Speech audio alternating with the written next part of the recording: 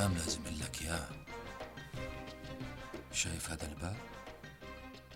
هذا في وراه درج، بتنزل الدرج وبتروح من هون، وما بدي اعود شوف خلقتك مرة تانية.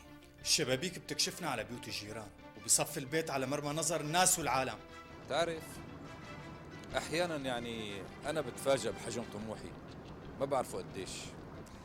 طيب كل هالشي مشان شو؟ لا تفتح الباب! افتح الباب يا كلاب يا حبيبي، افتح الباب! بس عندي كلام لازم اقوله لقلب ام تقدر تحس فيه وبالنار اللي كاوية قلبي. بسم الله الرحمن الرحيم.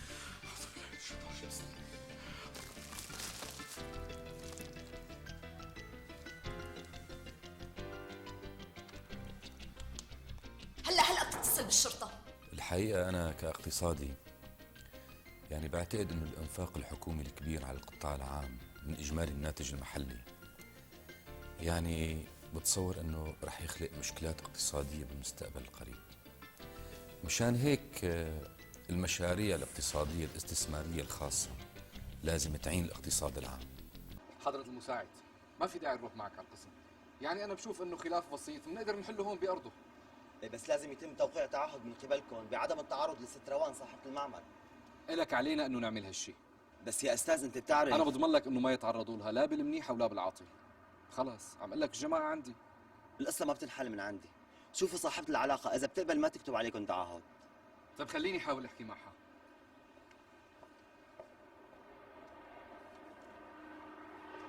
مرحبا. أنا ما عم صدق اللي عم بيصير هون، ما عم صدق. فاتنة، انفعالك ما راح يجيب نتيجة، خلينا واقعيين. المعمل هلا باسم روان، ولازم نتقبل هالشي لبين ما نلاقي حل.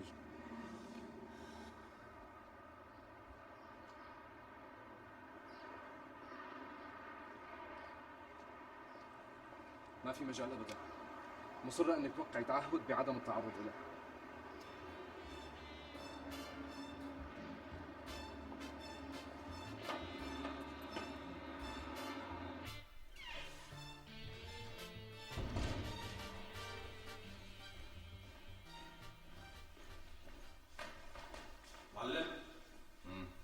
عصفور عم يرفرف. شو يعني؟ رجع يحوص نواحي الامن الجنائي كتير. بتقصقصوا له جناحاته على السريع. أنا اليوم بده يطلع لقائي بالتلفزيون، ولذلك ما بدي أي شوشرة. تصرف بسرعة أنت وأب فتحي. حاضر يا معلم. تفضلي وقعنا على التعاون. في حال تعرضتي لها مرة ثانية يا ست فاتنة بتتحملي المسؤولية، والسيد طاهر بيعرف هالشيء. طيب نحن ممكن نمشي؟ تفضلوا.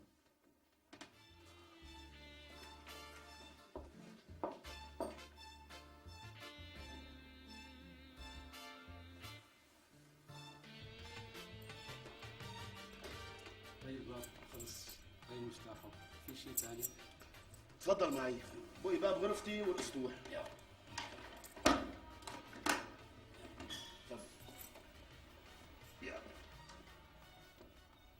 نعم، إنه تدليس على الدين.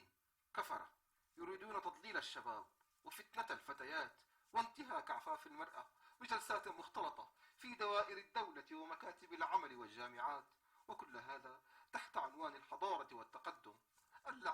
اللعن على تلك الحضارة الفاسدة، والويل للكفرة الذين يسمحون بمجالس الاختلاط والفحش تلك. والله لا يدخلونها وإلى جهنم وبئس المصير. يا سادة، لا تأخذكم تلفيقاتهم ولا تستهينوا بأفعالهم. إنها كفر. نعم، إنها كفر. الله أكبر. والله إنه الإسلام بريء من الحكي. شو هالسمي اللي عم بفوت على قلبك وعقلك يا عبد الرؤوف؟ استغفر الله العظيم، استغفر الله العظيم. هاي المفاتيح معلمتي، بدلت كل شيء. برافو عليك، اكيد ما نسيت شيء. ابدا معلمتي، حتى غالات الحمام والمطبخ والاسطوح وغرفتي. كتير منيح. يلا روح اعمل لي فنجانة. استنى همام لا ترد، خلي عزوز هو يحكي. الو، لسه ما اجيت وما قلت لها الكلام اللي قلت لي اياه وانت عم تشدني من الجاكيت. قالت لي يا عزوز دير بالك على المعمل بغيابي والشغل امانه برقبتك. سكر بوشي.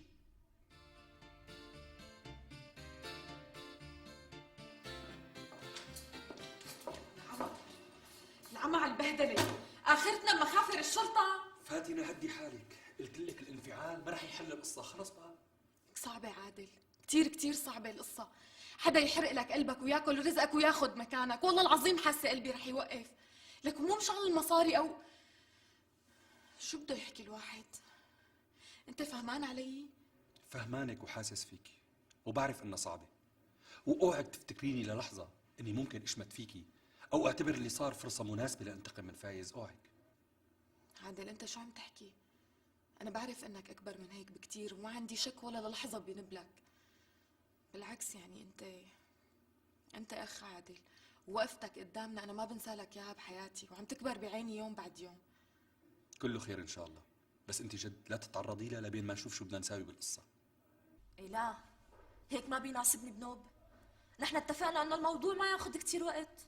يا ست روان، هذا وقت روتيني ونحن مو متاخرين ابدا. لسه موعد الجلسه ما اجى.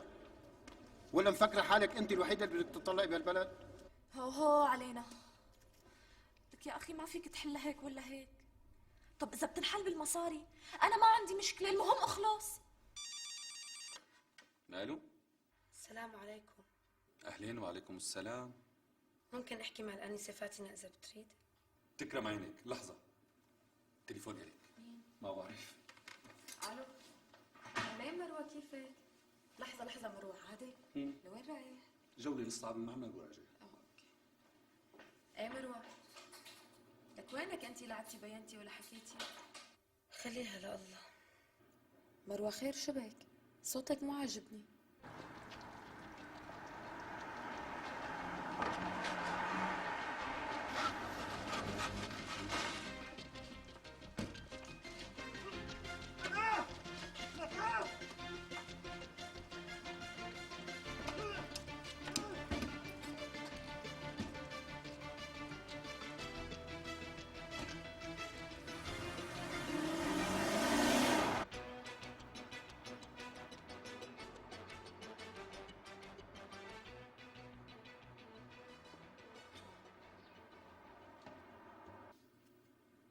طب على كل انا بحاول امرق لعندك شي ساعة زمان. فاتنة والله ماني عرفانة شو بدي اقلك مشان هديك. مروة شو صاير؟ هديك المرة لما كنتي عندي واجا عبد الرؤوف عصب كتير وزعل، قال كيف عندي رفيقة سبور ما بتحط على راسها. فاتنة جد انا اسفة كتير، انا لازم شوفك، محتاجة احكي معك. مروة خلص ولا يهمك، المهم انتي روقي وطولي بالك. بعدين انا وياكي ما في احراج بيناتنا، ان شاء الله بكره الامور بتنحل وبتروق. لو تعرفي يا فاتنة قديش تعبانة، حاسة حالي محبوسة، بعمري ما كنت ضعيفة وعاجزة مثل هلا. صدقيني كل وحدة مننا حاملة هم اكبر منا، يعني انا اللي مرتاحة. ليش انت شو صاير معك؟ بس شوفك بالجامعة بقى بحكي لك. ليش انا بقدر انزل على الجامعة؟ تخيلي حتى منعني انزل سجل. طولي بالك، والله ما بعرف شو بدي اقول لك، حتى ما عندي نصيحة اقدم لك اياها هلا.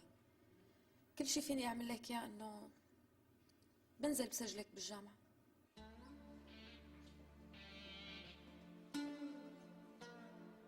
طيب فاتنة برجع بحكي معك.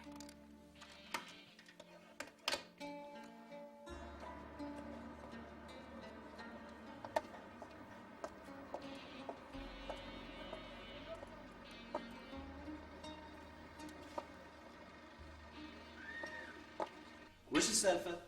مغيرين اسم المعمل؟ بس صار احلى ما هيك؟ أحلى.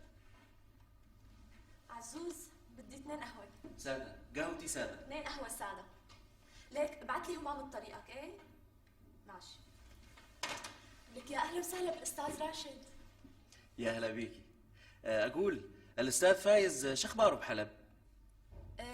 شوي اتصل فيني، رح يضل كمان كم يوم بحلب. طيب وشلون راح نوقع العقد وياه؟ بفهم من حكيك انه خلص قررت تشتري التصاميم؟ إن شاء الله. ولا يهمك، بمجرد ما نتفق على صيغة العقد وشروطه في مين يوقع معك العقد وما يأخرك.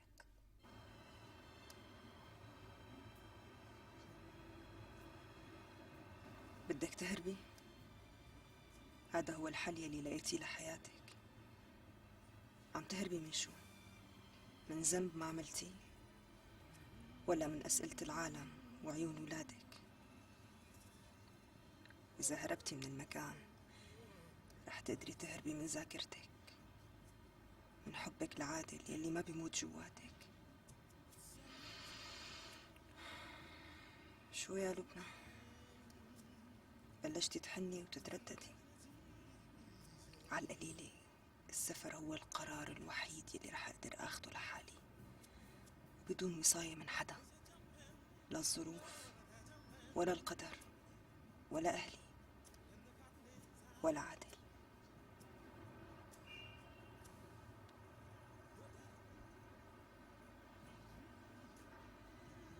شو رأيك باللي هو مطروح عن الخصخصة في الاقتصاد ولا سيما في المنطقة؟ لا طبعا الخصخصة مسألة كتير ضرورية ولازم طرحها ومناقشتها بشكل جاد، بس يعني مثل أي شيء يعني إلها إيجابياتها وسلبياتها وبتعتمد بشكل كبير على كيفية التنفيذ. يعني بعتقد إنه لازم ننتبه الو عادل، بانه ما يتم كيفك؟ تخصيص الاقتصاد عم تحضر لصالح تلفزيون؟ الشركات الاجنبيه بشكل طيب كبير. حط على القناه لانه الارضيه، بالحاله بنكون في عم حوار مع نضعف شخصيه مهمه بدي اياك تحضر. يعني كيف بدي اقول؟ طيب اوكي اما نضعف فرصه القطاع الخاص المحلي نظرا لاختلاف سويه الانتاج عند الطرفين. وانا بصراحه يعني بدون مزاوده حرصي الشديد على هذا الاقتصاد المحلي، لانه هو واحد من اهم الاولويات. هذا الحرص من الاولويات الوطنيه برايي، وخاصه بهالمرحله. بس برأيكم هالشيء ما بيساعد في نشوء طبقة محتكرين من قبل أشخاص وشركات محددة للأسواق المحلية؟ بعد تاني حصر النشاط الاقتصادي بين إيدين طبقة مستفيدة؟ لا عفوا، انت فهمت الموضوع بشكل مختلف. انا دعوتي بعيدة كل البعد عن هذا الطرح. انا دعوتي بتقوم على ضرورة وطنية في خلق رأسمالية الشعب، بحيث بتمكن كل مواطن بالمستقبل المساهمة بالشركات اللي عم تشملها الخصخصة. وبهالحالة بيشعر المواطن بأنه بينه وبين مصلحة الوطن في منفعة متبادلة، وبهيك بصير المشاركة للجميع. هلأ الأهم من هذا كله يا سيدتي هو تفعيل دور أجهزة الرقابة والتفتيش. أنا هذا بأكد عليه، تفعيل دور الرقابة والتفتيش. يعني في كل شركات ودوائر الحكومة، والتجديد على محاسبة المهربين والمفسدين. حاج بقى لازم نواجه أنفسنا ونواجه هاي المشكلة لحتى نقدر نزيد حصة الشعب من الدخل القومي. وبهيك حال يعني نحن بنصير بنحافظ على الدخل القومي وما بيتم إهدار المال العام بطرق غير شرعية. سيد سعد، بنهاية هذا اللقاء الخاص بحب أنا وأسرة البرنامج نتشكرك على هذا اللقاء ونرحب فيك بصفتك عقلية اقتصادية جديدة بتفكر بالانفتاح المنسق بالدرجة الأولى مع المصلحة الوطنية، ونحن عم نترقب صدور كتابك الجديد. الحقيقة أنا بدي أشكركم كتير، وبدي هيك يعني أقول للناس إنه الأمور كلها يعني إن شاء الله ممتازة بوجود الناس الشرفاء بهذا البلد. وأنا بوعد المواطنين بأنه الكتاب وبأقرب وقت راح يكون بين إيديهم.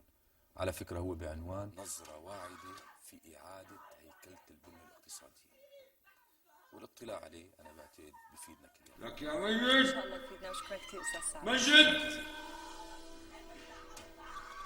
عمرك معلم. مو قلت لك المجنونة ما عاد بدي اسمع صوتها؟ شو بدي اعمل لها معلم؟ حطيت المسدس براسه وما كانت تعرف تخلص. يبدو الشغلة زادت عن حدها. استويت.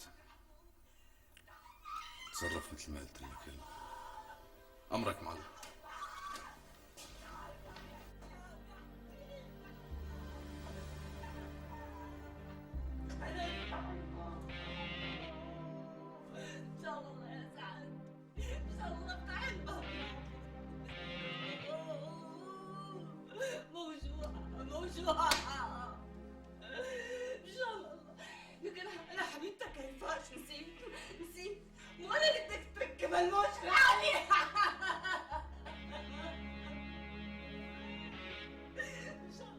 أنا بعرف إنك شايفني، بعرف إنك شفتني، شو بدك تساوي؟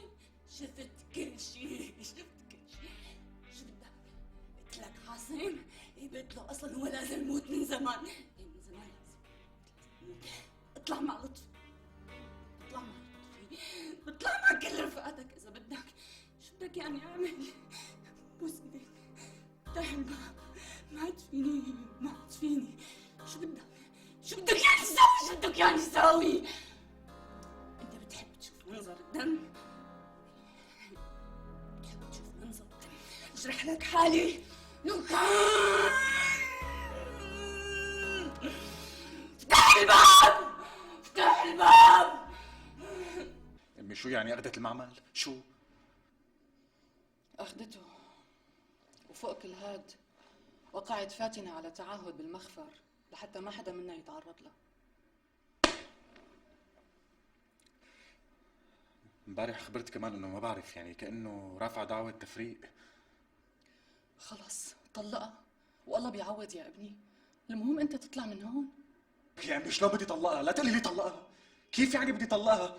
فاتنة بكره بتروحي لعندها، ما بعرف كيف بتحاولي تقنعيها تجي لعندي لهون باي طريقه كانت، بس توصل لهون انا بعرف كيف افتل عقلها. تفتل عقلها؟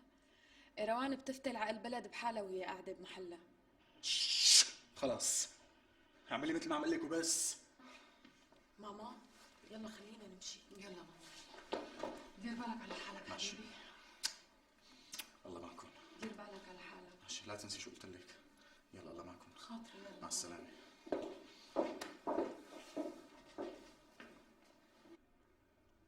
ما بعرف، أنا ماني حابب نزل اسم تاني مع اسم النعماني. كمان ما حلي انسى شراكتي مع فايز شو ساوت فيني. لك شو جاب فايز لواحد مثل سعد؟ سعد رجل عم يتوسع اقتصاديا بطريقة مرعبة، ومثل ما سمعتوا امبارح عم بيقول باللقاء السوق هلا داخل على مرحلة الكبير بياكل الصغير، يعني أي مشروع اقتصادي صغير إذا ما توسع وكبر حاله رح ينتهي. وبصراحة عادل أنت وضعك المادي هلا لا تحسد عليه، يعني أنا بشوف هالشراكة بتفيدك ما بتضرك. يعني هو اللي طرح فكرة الشراكة؟ أبداً أبداً، أصلاً هو الزلمة ما بيعرفك، بس أنا عم شوف شو رأيك مشان فاتحه بالسيرة. شو قلت؟ لا لا الله يغنينا. أنا متأمل بالفترة الجاية يكون الشغل أحسن، خاصة إذا اشترى راشد التصميمات ساعتها رح يكون بين إيدي سيولة منيحة، بسدد ديوني وبتوسع بشغلي على كيفي. ايه مثل ما بدك. أنا حبيت أخده، بس بكل الأحوال ما بضر إنك ترجع تفكر بالموضوع مرة ثانية. درسه أكثر. معناته اللقاء كان عاجبك كثير. لطفي بيك، شهادتك بالنسبة إلي وسام على صدري. انت لازم تبتدي تهيئ حالك للمرحلة الجاية. عم بقول لك فوت خبرها اني بدي اشوفها ضروري. بس معلمتي روان ما أنا هون، وهي قالت لي انت تحديدا اذا شفتك هون لازم اتصل بالشرطه. والله عزوز بعد عن طريقي احسن ما افوت غصبا عنك. ما بصير تفوتي يا ست فاتنة، الاوامر اللي معي هيك بتقول. خير ست فاتنة، شو بدك؟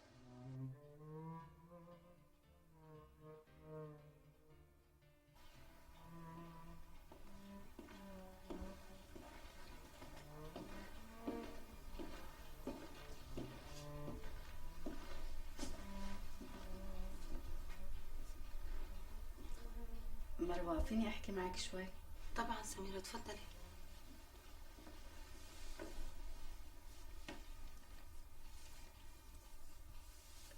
امبارحة وقت اللي كنتي عم تحكي مع رفيقتك بالتليفون شفتك متضايقة كتير وزعلانة، ليش؟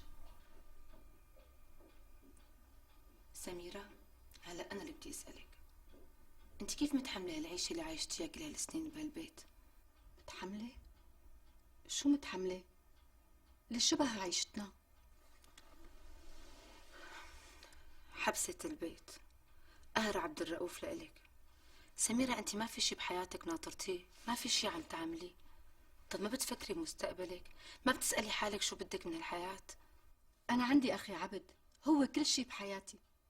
وأنت شايفة إنه الحكي صحيح؟ يعني هي أخوك عبد الرؤوف تزوج وبكرة بصير عنده أولاد وبلتهي فيهم، هذا إذا فضيلهم أساساً.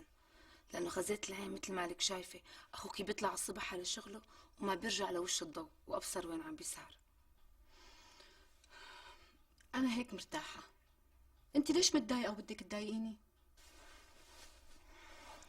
بتعرفي سميرة، أول ما أجيت على هالبيت كنت حسك أنت وعبد الرؤوف حلف ضدي، بس هلأ بعد حبستي أنا وياكي واللي عم بيصير فينا صرت أشفق عليكي أكتر ما عم بشفق على حالي.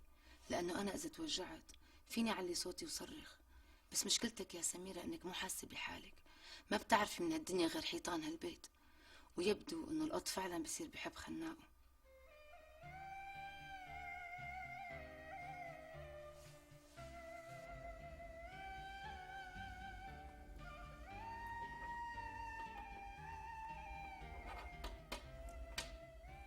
إن شاء الله ألف مبروك. صدقني هالفرصة ما حدا بيستاهلها قدك. بس هيك، هي تيكت الطيارة وهذا الظرف فيه مصاري، وراح تشوف مسيو رينوار عم ينتظرك بالمطار. جهز حالك للسفر. مبروك.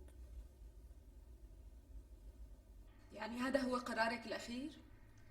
وبتفهمي لأخوك إنه يطلق قبل ما وقفه بجنحة جديدة، أو ارفع عليه قضية شروع بالقتل. وانتي كنتي شاهدة ست فاتنة كيف تهجم علي وحاول يخنقني. لك انتي حتى الموت حرام فيكي، لأنه الموت رحمة، وأشكالك ما بيستاهلوا هي الرحمة.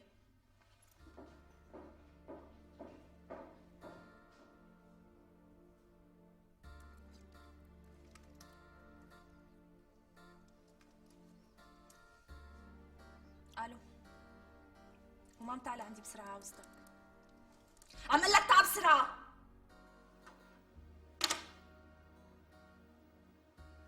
غريب، ليش ما اجى على الموعد؟ مو من عادة راشد يتأخر، معقول يكون صار معه شيء؟ مروة، يا مروة، ليكني اجيت. يلا هيك بتأخريني على الشغل.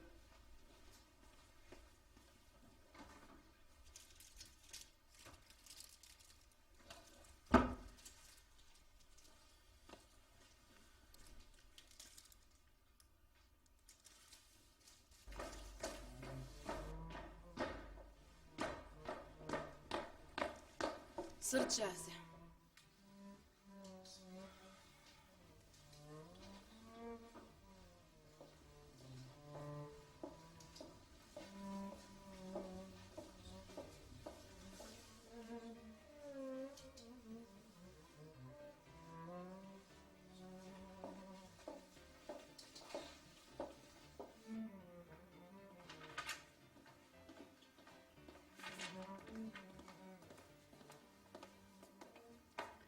عبيد ممكن تترك من ايدك شوي وتحاكيني؟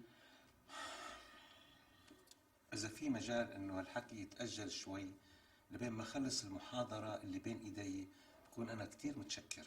بخلص وبعدين بنحكي، ممكن؟ طيب مثل ما بدك.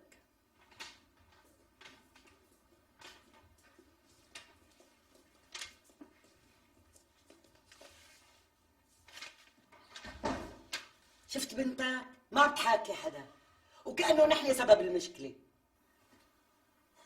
أمينة، تركيا البنت معصبة. بعدين شو رأيك شي مرة انك تحسي فيها وتتعاطفي معها قبل ما تلوميها وتنتقديها؟ هيك انت دائما لازم تعطيني 1000 ملاحظة باليوم وكأنه طالبة من طالباتك. على كل حال مو هذا موضوعنا. قل شو صار بالتحاليل؟ دكتور شاهين بعت نماذج التحاليل لأهم مركز بأمريكا كان يتعامل معه. وهالقصة قديش بدها وقت؟ بدها وقت. والأفندي عادل ليش لهلأ ما شرف؟ لأنه أنا طلبت منه إنه ما يجي لهون لبين ما تطلع التحاليل. وليش بقى؟ لأنه هي رغبة لبنى، هي طلبت هيك. ممكن هلأ تتركيني كمل شغلي، كمل المحاضرة، ممكن؟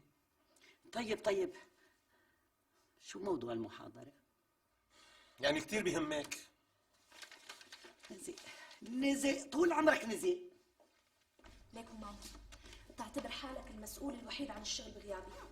انا مضطر اغيب شوي عن وش بيت النعماني وهذا الزفت غسان النصاب. طب وانا كيف بتواصل معك؟ على رقمي الجديد، وانا متى ما صح لي ولقيت الوقت مناسب رح امرق لعندك. طب وراشد شو اعمل معه؟ ما تتصرف ولا شيء.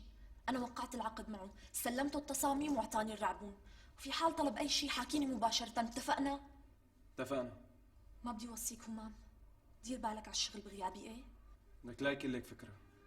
المعمل وصاحبة المعمل بعيوني. يلا باي.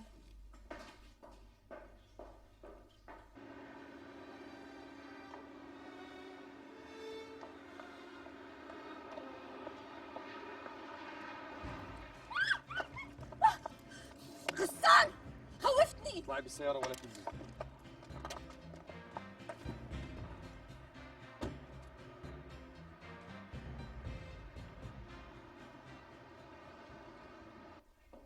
ماما يا ماما مسكني هدول مصاري واعطيهم لاخي محي الدين، خليه يجيب لي كتب الجامعه، لا تنسي الله يوفقك. يا بنتي لامتى بدنا نضل ناخذ ونعطي بهالسيره؟ شو فائده الكتب اذا جوزك ما بده اياك تروحي على الجامعه؟ امي زوجي خليه علي، بعدين العلم والدراسه عباده امرنا رب العالمين فيها، وما بيحق للرجال يمنع مرته عنا، واللي بيعمل هيك بيكون شخص متخلف وضعيف. والله بصراحه انا ما عم بفهم عليكي، بس انا اللي بفهمه واللي تربيت عليه واللي ربيتك عليه ان كل وحده منا الله فوق وجوزها تحت، وطاعه جوزك من طاعه ربك، فهمتي؟ مو بالاول يعرف عبد الرؤوف كيف هي طاعه الله؟ ولي على قامتي استغفري ربك لانه هذا الحكي بيغضب ربنا. استغفر الله العظيم امي، بس ديننا دين معامله حسنه واخلاق حميده، وما بعرف مين له مصلحه يبعدنا عن كل هالشي ويسمم افكارنا ويشوهها. الله يهدي سرك يا بنتي، بدي اياك تديري بالك على بيتك وعلى جوزك، لانه انا مالي دايمتلك واخواتك كل مين بهمه. الله يطول لي عمرك ويديمك فوق راسي، لك انت الخير والبركه امي، بس مثل ما اتفقنا ها ان شاء الله، وانا مثل ما وصيتك ها. لك هذا عبد الرؤوف مواعيده على التكه، رضاكي تقبريني. الله يرضى عليك، الله يرضى عليك يا بنتي. الغريب انه ما حكى ولا اعتذر عن الموعد اللي بيننا. راشد مو معدته يعمل هيك. انا برايي تحكي معه، بركي صاير معه شي الزلمه غريب وعايش لحاله هون. طيب فاتنة انت سكري، انا بدي اقول له.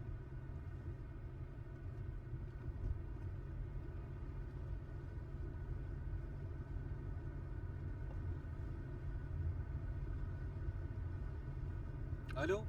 اهلين عادل. خير استاذ راشد، شغلت بالنا عليك. والله يا عادل انا خجلان منك كثير، وعشان كذا ما جيت على موعدنا. خير شو في؟ الحقيقة انا اشتريت التصاميم من معمل غيرك. انت يا اخوي عادل طولت علي، والجماعة بالسعودية استعجلوني. بسيطة، هاي رزقة وكل شي نصيب. لا تواخذني عادل.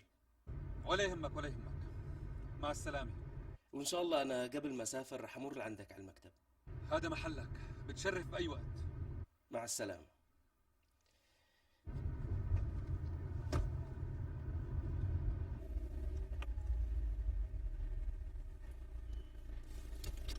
بدك جيب شي معي انا وراجع؟ ليش مالك نازل على البيت؟ لا، عندي موعد مع الشباب. أني شباب هدول؟ لا اله الا الله، ما صار الا وتعصبيني. ما بصير يمر يوم الا ما نتخانق فيه، لا عاد تساليني بنوب. انزلي.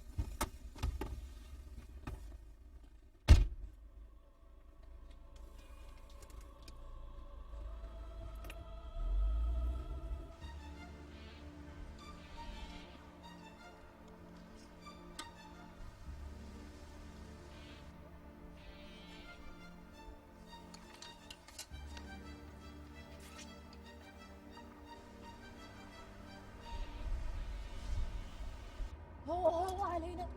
غسان انت ليش ما عم تفهم علي؟ انا ما فيني اتصرف بشي غير لاربح دعوة تفريق انا وفايز الزفت هذا وارتاح منه. بالله وانا شو ضمانتي انك ما تلعبيها من ورا ظهري؟ ما عندي ضمانات الا كلمتي، بقى يا بتصدق يا ما بتصدق على راحتك. بالوقت الحالي ما فيني اقدم اكثر من هيك. والله روحك بيطلع فيها. روان انا ماني فايز حتى تلعبيني، انا بلاعب 10 مثل حكايتي. بعرف، ومشان هيك انا ما فيني خونك. بتعرف ليش؟ لانه نحن من طينه وحده ومصلحتنا نكون سوا مو نكون اعداء. ماشي، انا رح الحقك لورا الباب مثل ما بيقولوا، بس والله اذا بتروحي لاخر الدنيا لجيبك. فهمانه؟ فهمانه. يلا تيسر نزيد.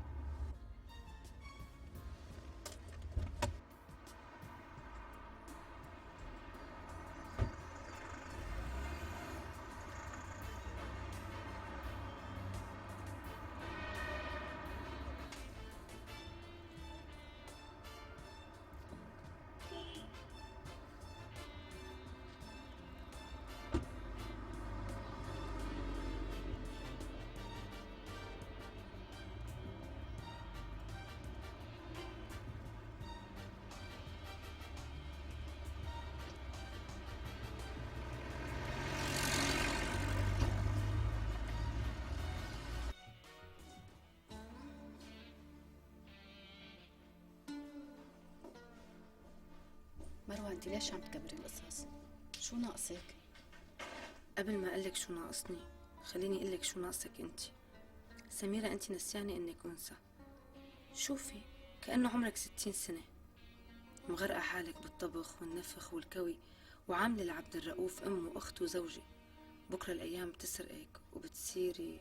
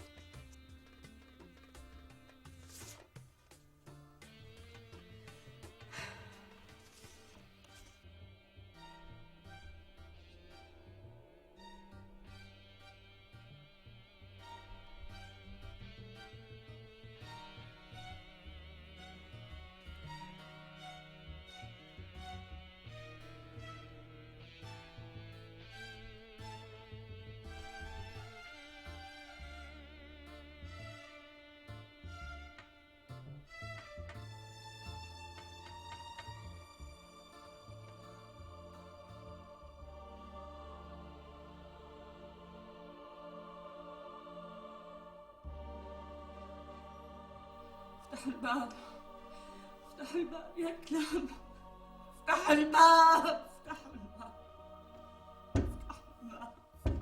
افتحوا الباب. قومي ساعد ماما. انت واحد كلب، صيفي وربيع كلكم كلاب. عارف ولا ما بتعرف؟ اسمعيني منيح هيفا، انا شفقان عليكي، سعد عم فكر يتخلص منك، مو بعيد يقتلك. اكتر من هيك؟ ليش انا لسه ما مت؟ انا عايشه. هي فرصتك الوحيدة لتهربي من هون، وانا رح ساعدك. من جد من جد من جد بدك تساعدني؟ ليش انتوا فتحتوا الباب؟ من جد الله يخليك، الله يخليك ساعدني، خلصني من سعد، الله يخليك. قومي قومي بسرعة قبل ما يجي.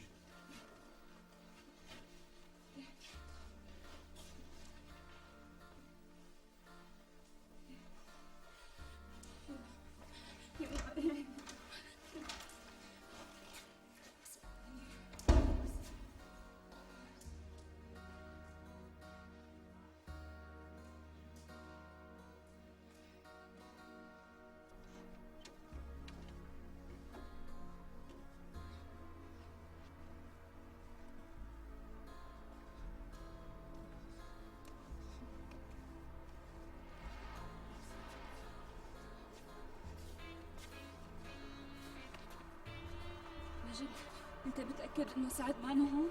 يلا اطلعي بالسيارة وروحي لأي مكان أبعد من هون. روح لعند اهلي قدام. كويس، ولا تخلي حدا يشوفك أبدا. يلا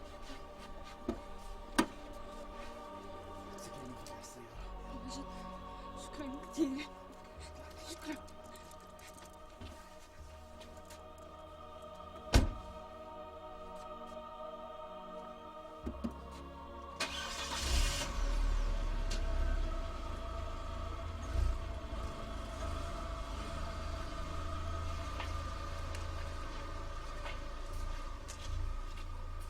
بس برأيكم هالشيء ما بيساعد في نشوء طبقة محتكرين من قبل أشخاص وشركات محددة للأسواق المحلية؟ بمعنى تاني، حصر النشاط الاقتصادي بين إيدين طبقة مستفيدة؟ لا لا عفوا، انت فهمت الموضوع بشكل مختلف. انا دعوتي بعيدة كل البعد عن هذا الطرح.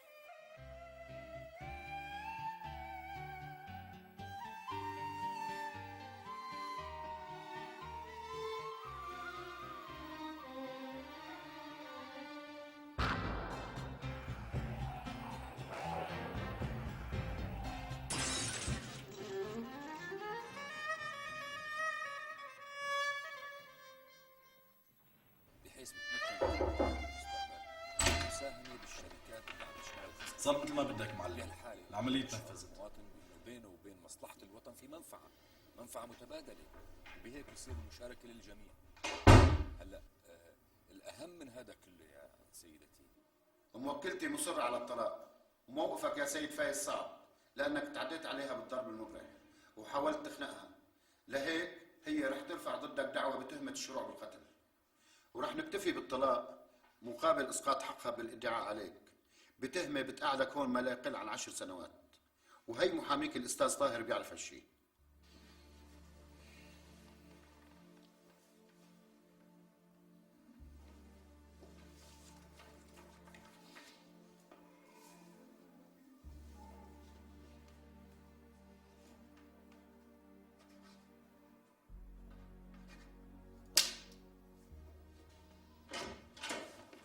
احترام سيدي، سمعت عن حادث السيارة على جسر الهامة؟ السيارة معجونة عجن ومحروقة وما قدروا يحددوا هوية السائق. طبعا سمعت، والسيارة داخلة على البلد تهريب كمان. إيه هذا هو الشغل. بتعرف إيه والله لو ما كنا واقفين بين الناس كنت بستك من بين عيونك. هم منزاحم على قلبي. استناني هون، أنا طالعة أجيب لك المصاري ونازلة. برافو عليك.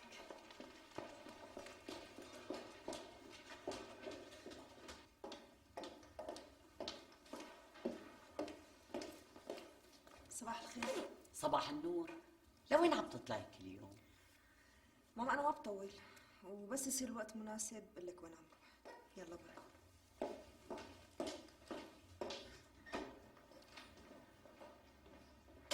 منيح اللي طلقها. اساسا هالجوازه كلها كانت غلط بغلط، بس شو عليه؟ بيجي يوم وبقدر حصل حقنا منها. وانت عادل شو رأيك؟ عفوا ما كنت معكم رأيي بشو؟ عم بسألك شو رأيك بطلاق فايز؟ أنا مو بفايز هلا، عم فكر من مين راشد ممكن يكون اشترى التصميمات. شو؟ ليش راشد اشترى من غيرنا؟ ايه، والحق كله علي أنا. بالفترة الماضية أهملت الشغل. شوف عادل، أنا ما بدي كبر الموضوع، بس كمان ما بصير نصغره. وضع المعمل صعب كتير والمعمل مديون، وأنا كنت متأملة إنه نحل الأزمة بس نبيع راشد. لك صحيح تذكرت طاهر؟ شوف لي سعد الهزاز بيرضى يشاركنا؟ مين سعد؟ سيدي نحن ما عم نهمل الموضوع، متابعة عاصم بمقدمة أولوياتنا. لا سيدي، لا يمكن يغادر لأنه نحن معممين اسمه على كل الحدود. أنا اللي مضايقني إنك أخذت هيك قرار لحالك، تجاهلتني تماما كأني مو شريكتك. ما حسبتها هيك، ظنيت انه انا وانت واحد وبقدر بقرر عنك. بتعرفي تفكيري كله كان رايح باتجاه كيف بدنا نطلع من هالورطة، ما كنت عم فكر بحالي او بحالك. بكل الاحوال انا اسف، واذا بدك بنلغي موضوع الشراكة من اصله. يا عادل، الأزمة مو أنا وأنت. إذا صار في شريك ثالث كيف بدنا نتعامل معه؟ طب شو حجم حصته بهي الشراكة؟ بحسب ما فهمت من طاهر انه هو رجل اعمال كبير، وصيته هلا بلش يعبي البلد ومشترك بكتير مشاريع، يعني بيقدر يغطينا ماليا منيح. طب عادل، إذا الرجال مثل ما عم تقول بالع السوق، هيك شراكة صغيرة شو رح تفيده؟ شو رح تقدم له؟ ما بعرف، ما سألت حالي. بتعرفي شو مشكلتي؟ اني دائما بفترض حسن النوايا بالناس التانيين. طبع سيء ماني عرفان كيف بدي اخلص منه. طيب خليني افكر بالموضوع برد لك خبر. المهم هلا سويت لي الدراسه تبع المشروع السياحي؟ ايه طبعا، ان شاء الله يومين بتكون دراسة على مكتبك. برافو عليك. شو بدي لك؟ شو اسمه هذا اللي بيشاركه؟ عادل النعماني. عادل النعماني، ماشي، والله معك. عادل النعماني، ايه شو عليه؟ والله اهلين عصام، الحمد لله على السلامة. الله يسلمك اخي، كيفك؟ كيف صحتك؟ كيف الاولاد؟ مناح الحمد لله. شو وينهم؟ وين لبنى؟ ماني شايفها. قل لي هلا بالاول، شو اللي خلاك تعملنا هالمفاجأة هي؟ باينته صوتك أحسن اليوم. لساتني قوية وبحمل هموم ومشاكل، بعجبك. لا تخلي شي بالحياة يغيرك مروة، خسري كل شي ولا تخسري حالك. بعدني عم قاوم، بس ما بعرف لأيمتى. هلأ لا تنسيني شو كنت بدي أسألك. فاتنة، شو أخبار قلبك؟ متعطل. لسه عم تفكري بسليم؟ أبدا ما عم فكر فيه نهائيا، بس صاير فيني مثل غنية فيروز، أنا عندي حنين وما بعرف لمين. بالرغم من كل السواد اللي حوالينا، أنت مصرة تضلي رومانسية. يمكن. طيب فاتنة، يلا بعدين بحاكيك حبيبتي. وين سميرة؟ ليش ما فيقتني؟ تأخرت على شغلي. فيقتك أنا أكثر من مرة بس ما رديت. لازم تضلي فوق راسي لحتى أصحى، هيك سميرة بتعمل لحتى تفيقني. إيه يعني لكل شيخ طريقة. يلا رح أحط لك تفطر. بسرعة. سميرة، يا سميرة. اتركها يمكن لساتها نايمة. يا مالها بالعادة تنام لهلا. يا سميرة. يمكن اليوم حبت تغير العادة وتنام لوقت متأخر. اتركها شوي براحتها.